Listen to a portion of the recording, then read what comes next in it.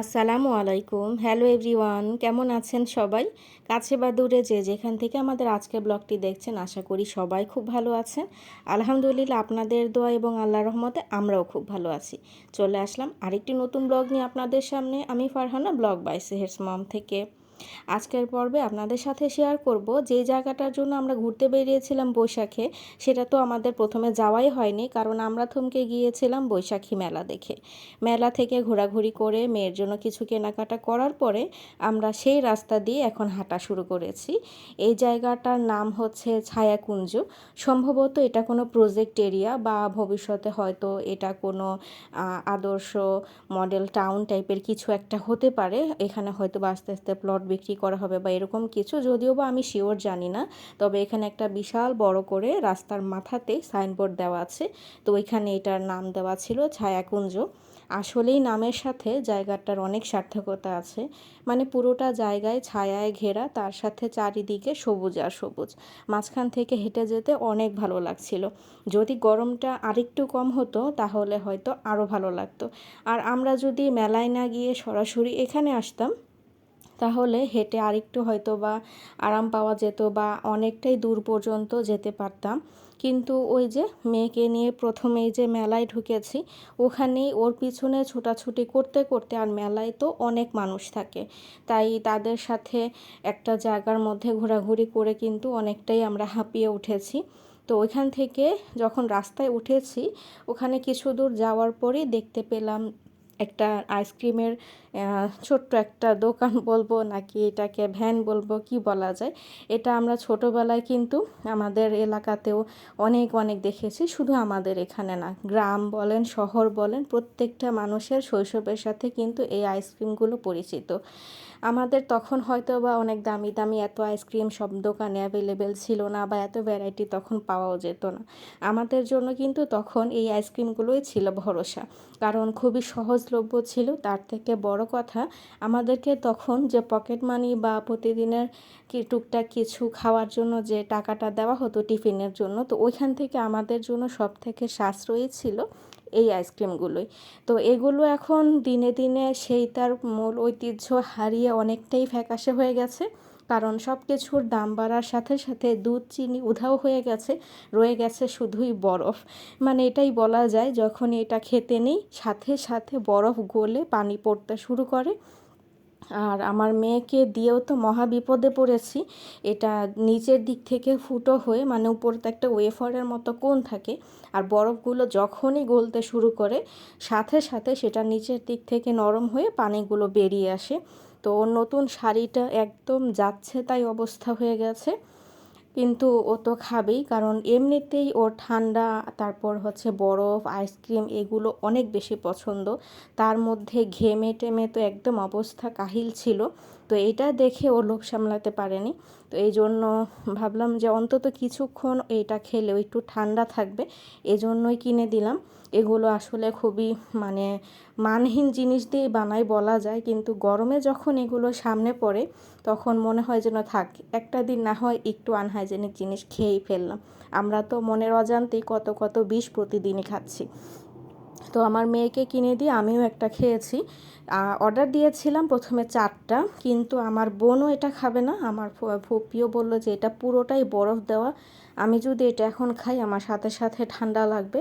তো পরবর্তীতে 2টা অর্ডার ক্যান্সেল করে আমরা জাস্ট 2টা নিয়েছিলাম। একটা আমার মেয়ে খেলো, আরেকটা আমি। তো হাঁটা আর সামনের দিকে হয়ে ওঠেনি, সামনে অনেক দূর ছিল এবং খুব সুন্দর। সামনে আমি দূর থেকে যতটুকু দেখতে পেলাম, একটা খালের মতো অনেক দূর পর্যন্ত চলে গেছে। পুরোটার মাঝখানে এখন পানি কমে যাওয়াতে কচুরিপানা দিয়ে সম্পূর্ণভাবে ঢাকা, যে কারণে ওখানে যে আগের দিন স্টিমারের মতো বা ট্রলারের মতো দেখিয়েছিলাম রং বেরঙের, সেগুলো এখন আর চলতে পারছে না। যখন বর্ষাকালে পানিগুলো আবার একদম হচ্ছে সচল হবে, তখন হয়তো বা ওগুলো আবার চালু করবে। তো সামনে আর হেঁটে গেলাম না, কারণ আমার মেয়ের মুখের অবস্থা দেখতে পাচ্ছেন, সে গরমে একটু পরপরই রেগে যাচ্ছে, কারণ তার গরম লাগলে সে সহ্য করতে পারে না। আমি অবশ্য সাথে পাখা নিয়ে গিয়েছিলাম, তো ওকে একটা চেয়ার দেখলাম যে কেন যেন খালি পড়ে আছে মেলার একদম সাইডে, হয়তো বা ওখানে কেউ বসেছিল, কিছুক্ষণের জন্য উঠে গেছে। তো ওইখানে ওকে কিছুক্ষণ বসে একটু মুখ টুক হালকা পানির ঝাপটা দিয়ে পাখা দিয়ে বাতাস করে একটু ঠান্ডা করে নিলাম। কারণ সত্যি বলতে ও তো ছোটো মানুষ, ওর কথা আর কি বলবো। আমরা যারা বড়রা গিয়েছি আমরাই তো হাঁপিয়ে অস্থির অবস্থা, কখন বাসায় ফিরবো সেই চিন্তায় ছিলাম। আবার এইদিকে মেয়ের খুশির কথাও ভাবতে হয়, এত দূরে আসলাম, কষ্ট করে সাজুগুজু করে আসছি, আর আমি তো নর্মালভাবেই আসছি, সেখানে আমার মেয়ে নতুন কাপড় চোপড় পরে ও যে এতক্ষণ ঘুরে বেড়াতে চাচ্ছে এটাই তো অনেক। তো এই কারণে ওর খুশির কথা চিন্তা করে যতটুকু সময় পেরেছি ঘোরার চেষ্টা করেছি। তো এখান থেকে হেঁটে আমরা আবার এখন উল্টো দিকে হাঁটা শুরু করেছি। ভাবলাম যে আজকে আর সামনে আগাবো না, কারণ এখানে হাঁটতে গেলে সত্যি বলতে একটু ঠান্ডা পরিবেশ দরকার। এরকমের গরমে হাঁপিয়ে অস্থির হয়ে কোনো সৌন্দর্যও কিন্তু চোখে লাগে না। তো এই জন্য আমরা ডিসিশন একটু চেঞ্জ করলাম, আমরা উল্টো পথে হাঁটা শুরু করলাম। যে আমার ফুপির জায়গাটা যেখানে কিছুদিন আগে আমরা গিয়েছিলাম ওইটা কিন্তু এই ব্রিজের ঠিক অপর পাশে। আমরা হচ্ছে খালের ব্রিজের যেই সাইডে নেমেছিলাম তার ঠিক অপোজিটে, ব্রিজটা পার হয়ে গেলেই আমার ফুপির সেই প্লটটা। তো ওই দিকে এসেছিলাম ঈদের পর, তাও প্রায় 15-20 দিনের মতো হবে হয়তো বা, আমার আসলে ওইভাবে কাউন্ট করা নেই, তবে আনুমানিক বলছি যেটা। তো ওইখানে গিয়ে আমরা ভাবলাম যে ওখানেও তো অনেক খোলামেলা জায়গা ছিল, ওখানে মানুষজনের সমাগম এই দিকটার থেকে একটু কম। এই দিকে যেমন অনেক মানুষ ভিড় করেছে মেলার জন্য, আর ওই দিকটাতে আমার ধারণা ছিল হয়তো এতটা মানুষ হবে না। তো ওইখানে মেয়ের কিছু ছবি তুলে তারপর চলে আসব। তো ওইখানে ওই যে রেস্টুরেন্টে যাওয়ার পথে যে ওখানে রাস্তাটা ছিল, ওই সাইড দিয়ে উঁচু উঁচুভাবে এত সুন্দর করে ঘাস উঠেছে, মানে দেখতে এত ভালো লাগছিল, মনে হচ্ছিল সবুজের কোনো কিছুর মাঝখান দিয়ে হেঁটে চলে যাচ্ছি। তো ওইখান থেকে হেঁটে যখন প্লটের দিকে গেলাম, দেখলাম যে একদমই পুরো দৃশ্যটাই আমূল পরিবর্তন। যেমন আগে এই জায়গাটা কিন্তু একদম বালু বালু ছিল, আমি যখন প্রথম এসেছিলাম 10-15 দিন আগের কথা বলছি। আর এখন সম্পূর্ণ জায়গাটাই প্রচুর ঘাস গজিয়ে গেছে, আর তার সাথে একটু একটু করে মাথা চারা দিয়ে উঠেছে কাশফুল, যেটা আর কিছুদিনের মধ্যেই আস্তে আস্তে অনেকটাই বড় হয়ে যাবে। এবং শরৎকালে আমার বোন পরে বলল যে এই জায়গাটা নাকি একদম পুরো জায়গা জুড়ে কাশফুলে ভরে যায়। তো আমাকে ও অনেকবার এই জায়গাটার কথা বলেছে যে আমাদের মেডিকেলের কাছাকাছি একটা জায়গা আছে, আমরা মাঝে মাঝে অফিসে একটু ফ্রি টাইম পেলে আমরা অনেক সময় হাঁটতে যাই, শরৎকালে খুব ভালো লাগে। আমাকে কয়েকবার বলেছে যাওয়ার জন্য, কিন্তু আমি আসলে ওর কথাটা ওভাবে গুরুত্ব দিইনি। কিন্তু এখানে এসে এখন এত ভালো লাগে, মনে চায় যে যদি বাসাটা আরেকটু কাছে হতো তাহলে আমরা সব সময় হয়তো বা হাঁটতে আসতে পারতাম। কিন্তু এই জায়গাটা সত্যি বলতে অনেকটাই দূরে, বাসা থেকে যদি অটো করে আসি প্রায় তো মনে হয় 20 থেকে 25 মিনিটের মতো লেগে যায়। তাছাড়া রাস্তা অনেকটাই ভাঙাচোরা আছে, প্রচুর ঝাঁকি লাগে, যে কারণে যেতে একটু আলসেমি লাগে। তো ওখানে গিয়ে আমার মেয়ে হচ্ছে একা একাই প্রথমে একটু ঘুরে বেড়াচ্ছিল, তার মূল উদ্দেশ্য হচ্ছে এখানে যে ছোট্ট ছোট্ট কাশফুলগুলো আছে এগুলো ছিঁড়ে সে নিবে। এগুলোতে আসলে এখন ওরকমভাবে ফুলের পাপড়ি হয়নি, তো একদমই অল্প অল্প ছিল, তুলোর মতো জাস্ট। তো ও যখনই তুলছিল বাতাসে আবার সেগুলো ঝরেও যাচ্ছিল। ওখানেও যাওয়ার পরে আরেকটা ফ্যামিলি আসে, ওদের সাথেও একটা বাচ্চা ছিল। তো আমার মেয়েকে দেখে ওই ফ্যামিলিটাও এগিয়ে আসে, বলে যে ওদের বেবির সাথে যেন একটু ভিডিও করে বা ছবি তুলে, দুইজন বাচ্চাকে একসাথে করে তারপর ওরা কিছু ছবি তুললো। আমারও ভালো লাগলো যে আমার মেয়েকে হচ্ছে তাদের সাথে নেওয়ার জন্য ওরা আগে এসছে। তো এটা না করে তো কিছুই না, ওদের সাথেও একটা বেবি, তো ওরা দুইজন মিলে খুব সুন্দর করে কয়েকটা ছবি তুলে নিল।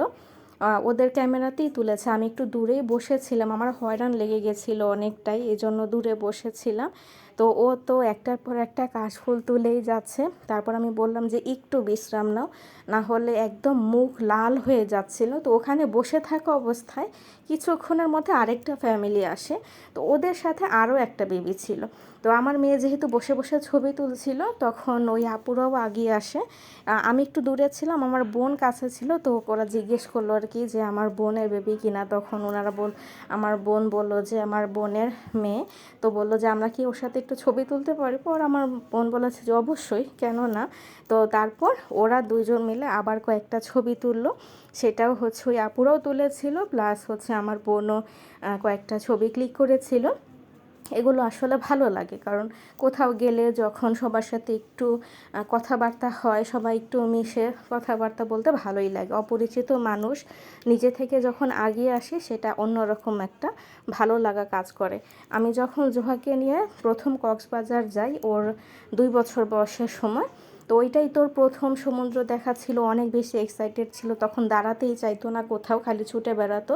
তো ওই সময় ও খুব ছোট্ট ছিল এবং বেশ নাদুস নুদুস ছিল।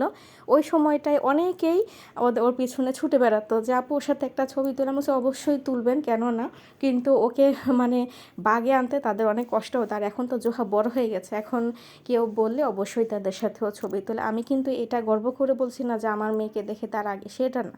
আসলে ও যখন ছবি তোলে তখন তারাও মনে করে যে ও যেহেতু তুলছে তাহলে আমার বাচ্চাদের সাথেও একটা তুলি ওর সাথে, এভাবেই করা, এর থেকে বেশি কিছুই না। তো তারা যে আমার মেয়েকে আপন মনে করে কাছে আসে, আমার কাছে এটাই অনেক অনেক পাওয়া। তো আমাদের ব্লগটা অ্যাকচুয়ালি আমি ছোট্ট ছোট্ট করে দিয়েছি এই জন্য, যাতে এই জিনিসগুলো আমার পার্ট বাই পার্ট আমার কাছে স্মৃতি থাকে। আমার প্রত্যেকটা ব্লগের উদ্দেশ্য এটা থাকে যে আমার মেয়ের শৈশবের বিভিন্ন সময়ে কাটানো জিনিসগুলো বড় হয়েও দেখবে। এমনিতেই তো আমি ছোট থেকে ওর ব্লগ টগ করিনি, তাহলে ওর ছোটোবেলার অজস্র ভিডিও থাকতো। যেমন এখন আমার ল্যাপটপটা নষ্ট হওয়াতে ওর অনেক স্মৃতি কিন্তু নষ্ট হয়ে গেছে, অনেক ছবি হারিয়ে ফেলেছি, ভিডিও নেই। তো তখন যদি আমার ব্লগিংটা থাকতো আজকে কিন্তু আমি সেগুলো দেখতে পারতাম। সেই উদ্দেশ্যেই এখন আমি ওর বিভিন্ন, যখন কোনো স্পেশাল কিছু করা হয় সেগুলো আমি ভিডিও ধারণ করে রাখার চেষ্টা করি। তো আজকের ব্লগটি কেমন লাগলো অবশ্যই জানাবেন। ইনশাল্লাহ খুব দ্রুত আরেকটি নতুন ব্লগ নিয়ে আপনাদের সামনে হাজির হয়ে যাব আমরা। ততক্ষণ পর্যন্ত সবাই অনেক ভালো থাকবেন। আর আমাদের ব্লগের যদি কোনো অংশ ভালো লাগে তাহলে অবশ্যই সাবস্ক্রাইব করে দিয়ে আমাদের পাশেই থাকবেন। আর আপনাদের কমেন্টের জন্য আমরা অপেক্ষায় থাকব। আমাদের ব্লগ ভালো লাগলো কি না খারাপ লাগলো অবশ্যই আমাদের জানাবেন। আজকের মতো আমরা এখানেই বিদায় নিচ্ছি। আল্লাহ হাফেজ।